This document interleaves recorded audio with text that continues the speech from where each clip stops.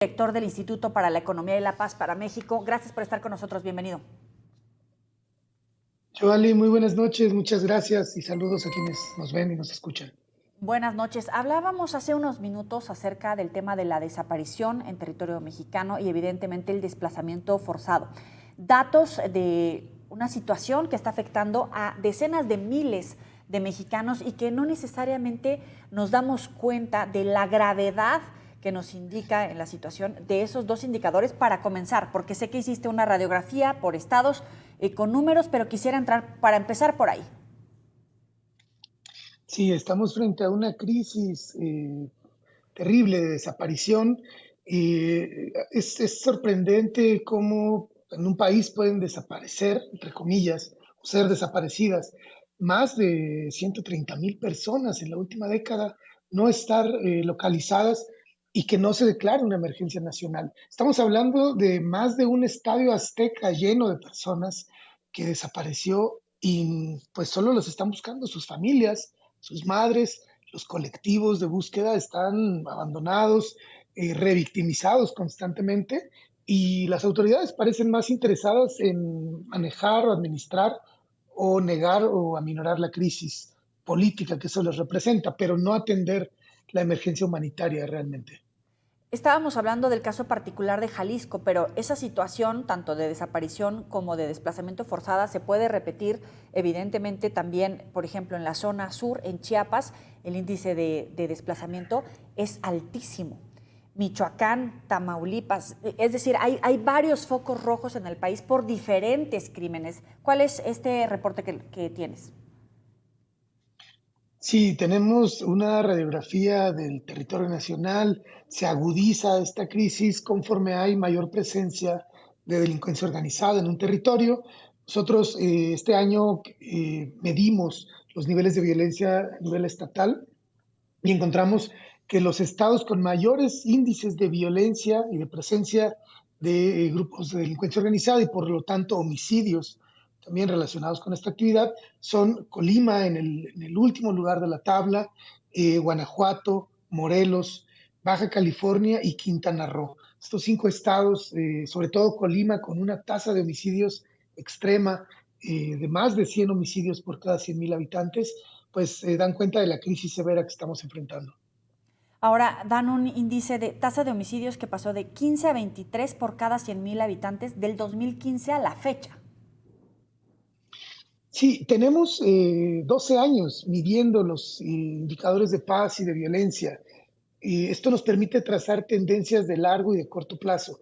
Lo que encontramos en nuestro último estudio es que hay unas tendencias mixtas o que van en sentido contrario. Es decir, mientras que en el corto plazo algunos indicadores se estabilizan o incluso mejoran, en el largo plazo el deterioro acumulado de estos mismos indicadores es muy grave.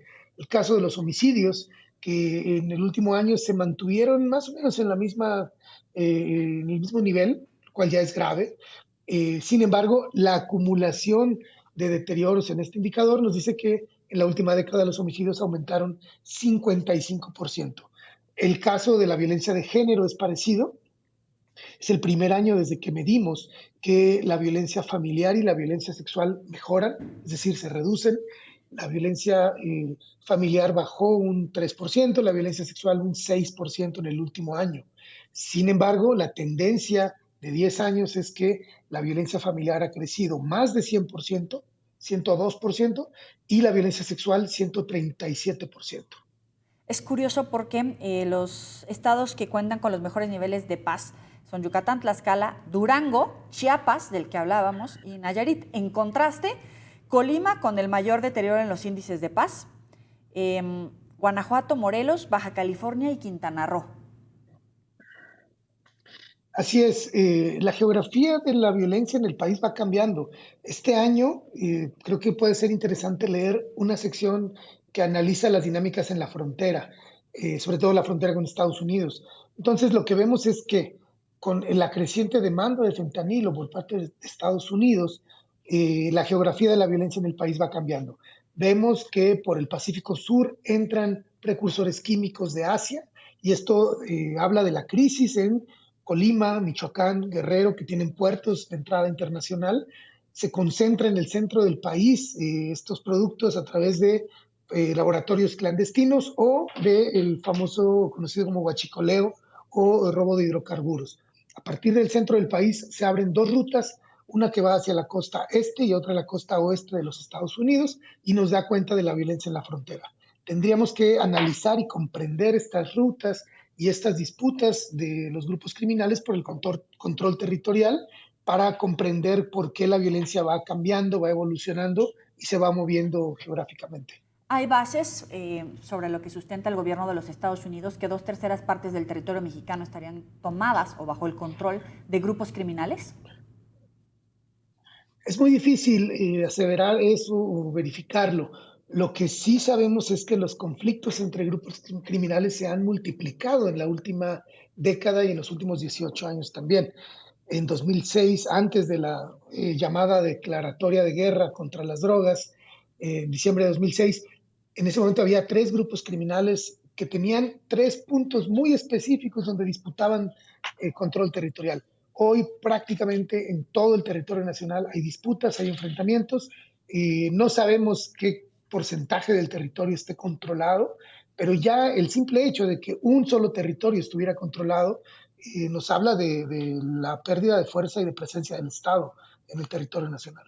Carlos Juárez Cruz, director del Instituto para la Economía y la Paz para México. Gracias por estos minutos para el auditorio de Mega Noticias. Buenas noches. Muchas gracias a ti. Si me permites dar el sitio web donde se puede descargar el informe, es gratuito y pueden descargarlo en índicedepazmexico.org. Muchísimas gracias y buenas noches. Gracias a ti, Carlos. Buenas noches.